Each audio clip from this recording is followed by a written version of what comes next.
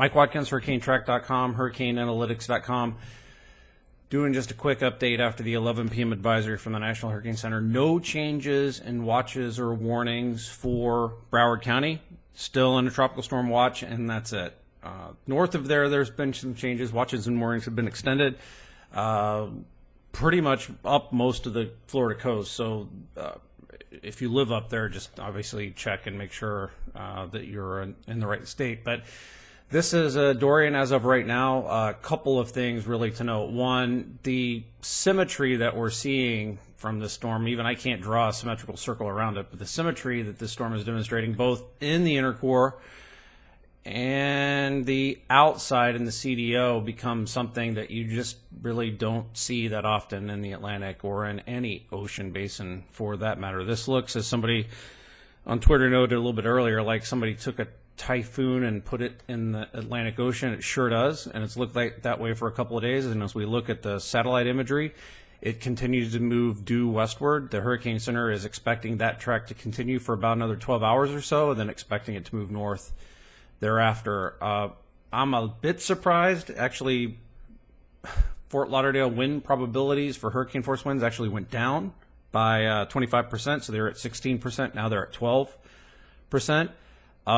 Yet the radius of tropical storm and hurricane force winds seems to be expanding a little bit. Also, just in from the reconnaissance aircraft and we can kind of see it in radar, but it's really more obvious in we can see it in satellite, more obvious in radar. There is a concentric eye wall starting to develop around the outside of this eye, which is suggestive of an eye wall replacement cycle. So if that happens, it's possible that the eye will become disrupted and the Dorian will weaken some while it goes through that phase change. Whether or not that actually occurs is up for debate. Sometimes these things form and then they don't actually migrate all the way in and break the eye down. Sometimes they do. Sometimes they kind of get stuck in the middle. So we don't really know how that's going to affect intensity, but at least from a track perspective, there's no change in the thinking that the storm will come up here and go that way. And that's because every model that we count on basically says the same thing. The only problem with every model that we count on is that it's also not really they're not handling the current motion very well. If we look at, let's see, I'll eventually get, there we go. If we look at the tracks that have come up from the 0Z models, are essentially everything from this afternoon kind of moved ahead in time 6 hours. So at 8 p.m., the extrapolated models all basically show a west-northwest movement through this time period. So they're suggesting that even though we are definitely seeing the eye move this way, every model except the extrapolated track out through 24 hours is showing more of a west-northwest movement. Now, this might be a little tiny detail, right? Like if the general idea is right and the storm just kind of continues west for a while but then pops north, but that's fine. I mean, that does happen sometimes, but Dorian has not always been well behaved, and the concern is that this kind of motion continues.